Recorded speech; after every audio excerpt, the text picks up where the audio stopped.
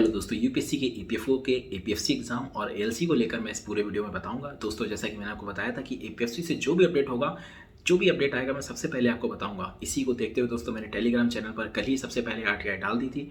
जैसे ही मेरे पास मेल पाई, मैंने तुरंत शेयर कर दी। और एएलसी की वैकेंसी भी जो कि शाम को निकली थी, मैंने सुबह ही डाल दी थी कि शाम को आप देख लीजिएगा।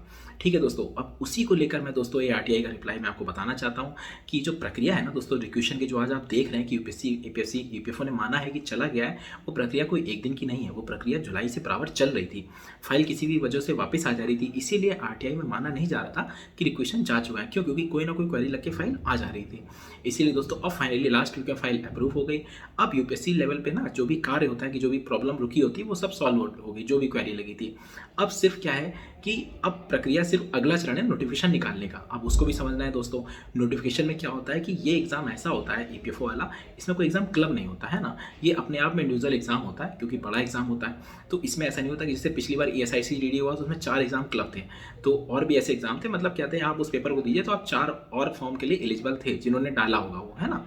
ये एग्जाम क्या होता है पीएफओ वाला, इसमें कोई क्लबिंग नहीं होती, सिंगल इंडिविजुअल निकलता है, पहली चीज़। दूसरी चीज़ कि इसमें डेट नहीं बताई जाती एग्जाम की, जब आता है तब ये फॉर्म भराने के लिए नोटिफिकेशन आउट हो जाता है। इसलिए कोई ऐसा वर्क नहीं है, ये जल्द ही इसका नोटिफिकेशन आउट हो जाएगा कि फॉर्म भरिए। फिर 1.5 से 2 महीने कहते हैं ना, लगभग 30 दिन पहले वो बता देंगे कि पेपर है आपका, नोटिस डाल के। तो मेरी उम्मीद है कि लगभग 6 महीने आपको मिलेगा। लेकिन जब भी आ जाएगा तो आप ये मान के लिए फिर आपके 6 महीने ही बचेंगे।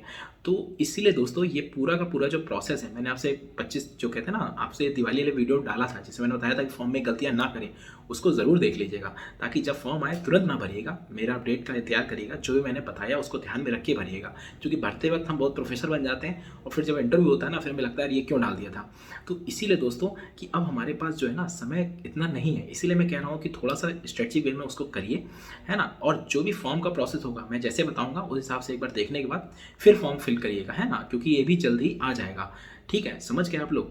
क्योंकि यूपीएससी जो ईपीएफसी का निकालता है, ईपीएफओ का भी निकालता है, उसमें क्या होता है, एग्जाम की डेट बताता नहीं है, प्लस कोई क्लबिंग होती नहीं है। तो ऐसा कोई हर्डल नहीं है, क्योंकि फाइल जो है 2-3 बार में वापस हुई, अब फाइनली एक्सेप्ट हो गई। अब मान भी लिया गया है कि हाँ, रिक्वेशन जा चुका है। ये प्रक्रिया जुलाई से चल रही थी, अब लगभग पूरा प्रोसेस कंप्लीट हो चुका है। तो जैसा कि मैंने बताया था 11 से 25, है ना, तो वो इसलिए बताया था क्योंकि फरवरी के कहते हैं ना, जो भी महीना होता है उसमें दूसरे और चौथे फ्राइडे को ही मोस्टली नोटिफिकेशन आउट होते हैं। दूसरा फ्राइडे हो चुका है, लगभग चौथे में 99% उम्मीद है कि रिक्वेशन आउट हो जाएगा।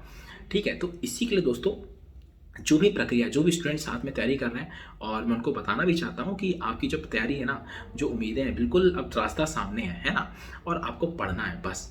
और अगर कोई भी कहते हैं ना, जो बच्चा डिमोटिवेट है, जो कहते हैं ना, बहुत से साथी होते हैं हमारे अक्सर कि नहीं यार फॉर्म नहीं आ रहा है, वैकेंसी नहीं आ रही है, तो वो साथी ही अब क्या है ना, अब उनको लग रहा है वैकेंसी नहीं आ रही थी, अब देखिए रिक्वेशन भी चला गया। पहले का रिक्वेशन गया ही नहीं, अब वो भी चला गया।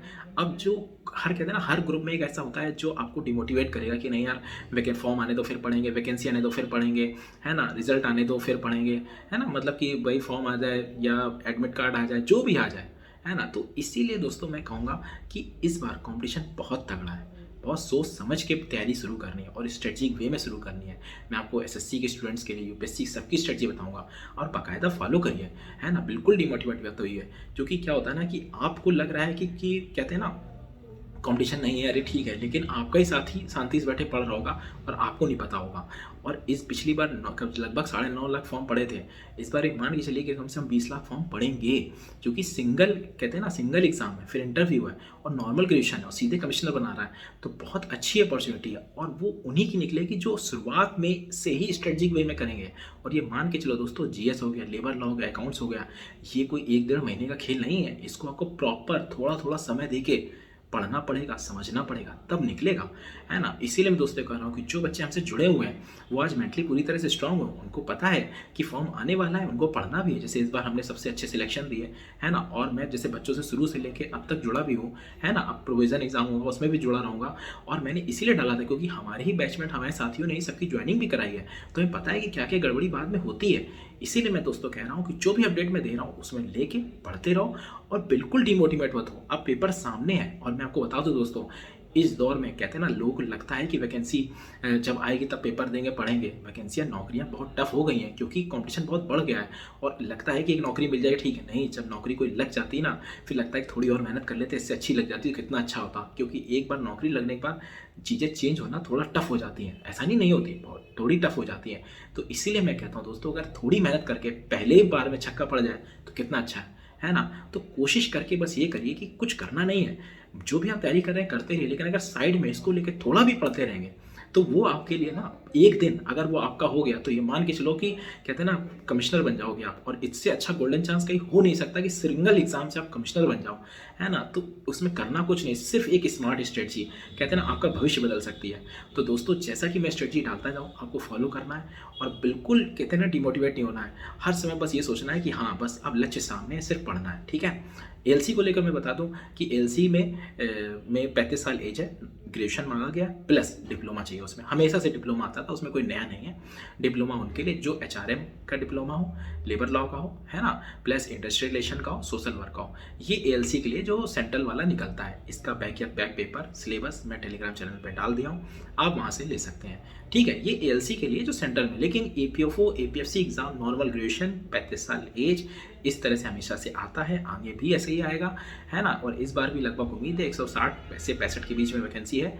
बढ़ जाए तो बहुत ही अच्छा है ना? तो प्रोसेस इसी तरह से है। बस दोस्तों, इसी तरह लगे रहिए, जो भी अपडेट होगा मैं आपको सबसे पहले दूंगा। Best of luck.